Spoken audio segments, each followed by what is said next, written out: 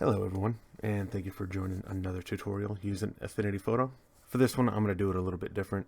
This process, cleaning up her face, can take some time, so I am going to fast forward through parts of it. You can always watch it in slower motion. I know YouTube gives you that option to do that. But we're going to get right into it. First off, the main tools we're going to be using right here is the inpainting brush tool. And after that, our next main tool that we're going to use for this is the patch tool. The inpainting brush tool is very powerful. It is great from everything for dirt spots to pimples, anything to clean up the face, especially if it's just in a single area.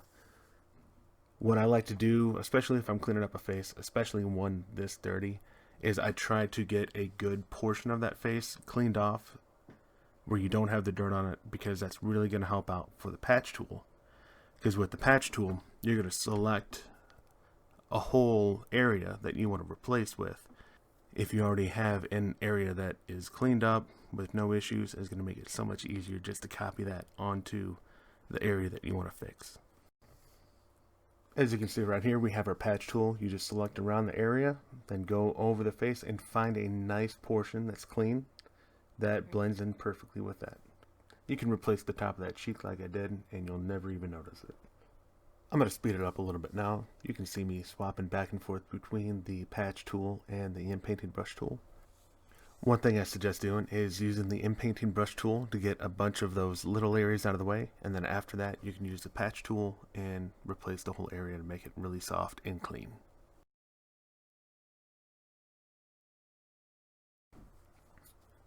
Now here I'm trying to get rid of all that green that's in the crevice of her cheek for her smile. I'm trying to use the patch tool, but it's not really blending too well. It does cut that shadow up off her cheek, making it look really unnatural. This whole process is trial and error. Get used to hitting that Control Z to undo, and it's just problem solving. Do you want to paint it out with the inpainted brush tool, or can you get a patch out? Do you need to go to the clone brush and try to clone another part of the area to really get it to match up? Now, after a little bit of work, we can go to our history panel and scroll all the way up to our first layer, and we can start to see what we've done so far in editing this photo.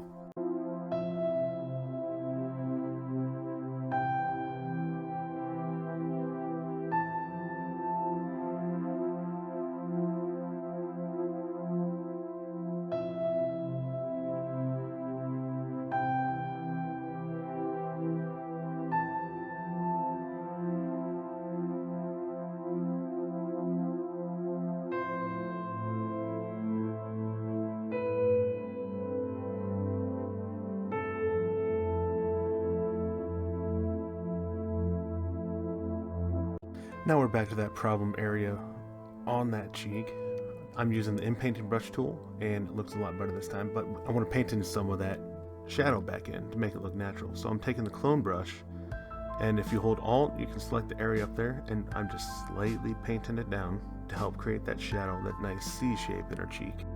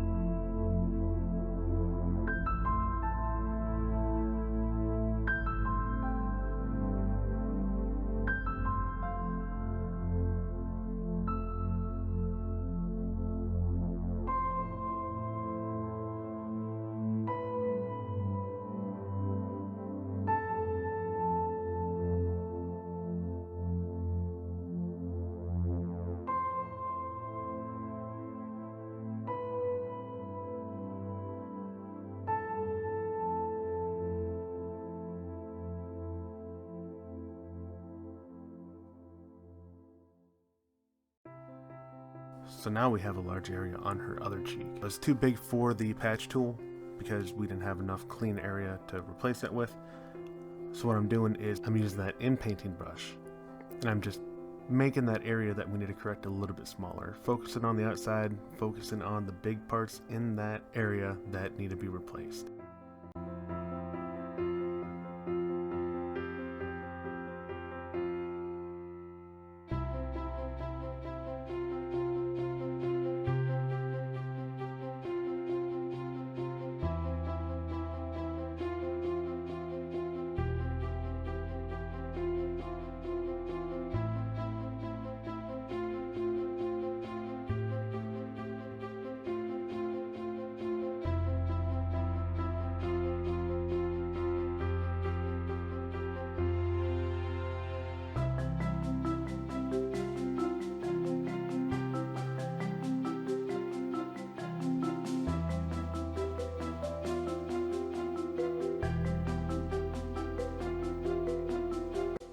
Now we get to the lips, and lips can be a little bit tricky because they have a lot of texture on them.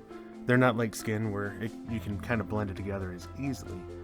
So what we're going to do here is we're going to take our patch tool and select that blue area I want to get rid of. And we're just going to select the area of the lips just under it. I don't care that a little bit of blue showing, I just want most of that gone with the texture from the bottom of that lip showing through. After that, we can take that inpainting brush and start to paint out some of those edges that patch tool made to make it really blend in and look natural.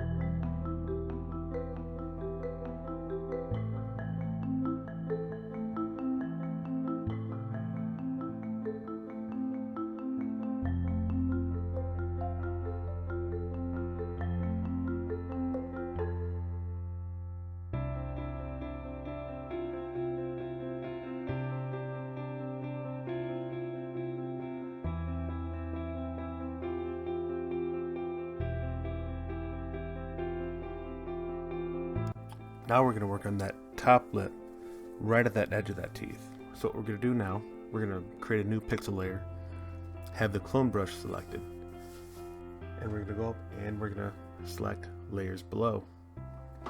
That way we're actually pulling from the picture.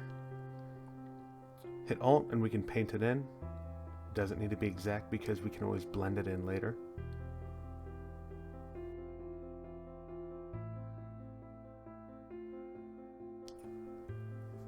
We're just going to keep painting that in, keeping it nice and soft, hardness at 0, and then we're going to go and change the blend mode to color. That way it's only affecting the color.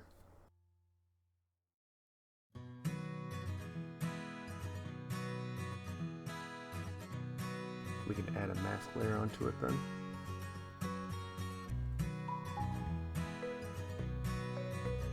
And from there, we can just slightly paint out those edges, have it really blend in together. And then we can change the opacity of it too, to make it look a little bit more natural. But we're taking that blue out of the lips.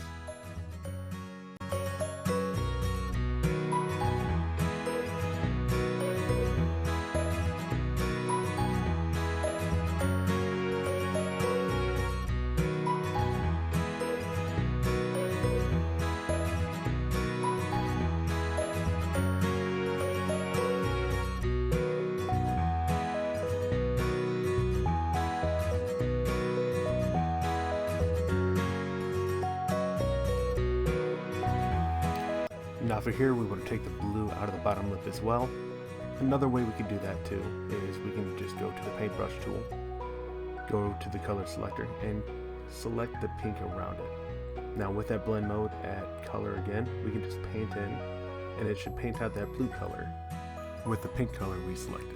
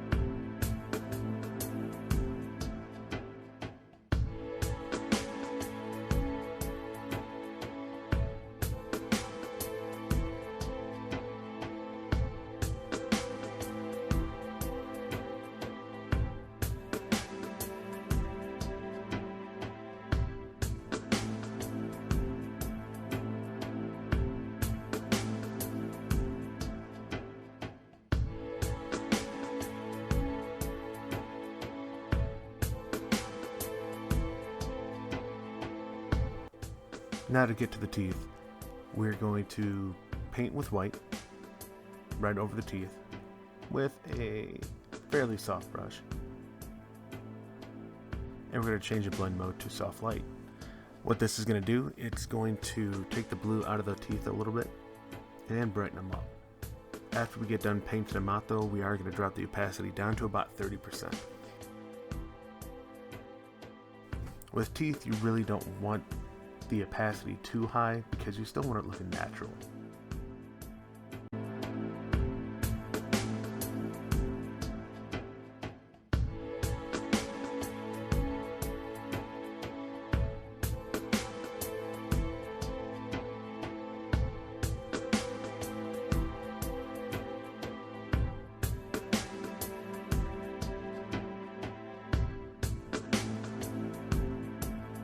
And now that we're all done, we can go back up the history panel to the very first one to see everything we've done to this face to clean it up. All in all, this video originally was about 45 minutes, but speeding it up, I got it down to about a third of that. This process can take some time, especially when you have a face as dirty as hers was. But the more you do it, the more you practice, the faster you become. I hope you enjoyed the video, and I'll see you next time.